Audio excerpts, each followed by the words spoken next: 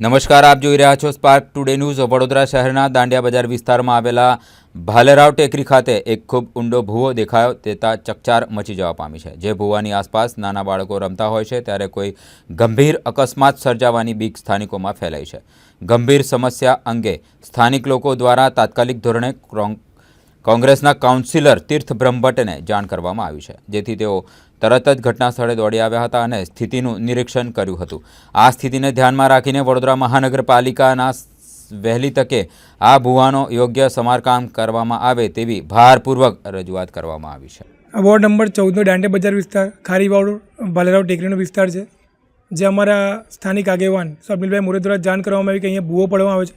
અમે ત્યાં પહોંચીને જોયું તો લગભગ 10 થી 15 ફૂટ ઊંડો ખાડો હતો।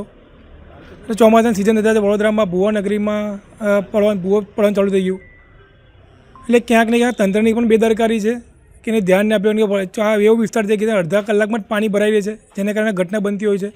ના કરે નારાયણ, કોઈ નાનો બાળક કોઈ નાનું ભૂલકો અંદર પડી જાય અને જીવ જાય એની પહેલાં અમે તંત્રને કીધું છે કે વહેલી તકે આવીને સમારકામ કરે, જેટલી જ્યાં અમારી જરૂર પડે અમને અમારો પણ સંપર્ક કરે, અમે આગળ કાર્યવાહી કરે, જેથી કરીને કોઈનો જીવ ના જાય અને વહેલી તકે આ વિસ્તારનો વિકાસ થાય।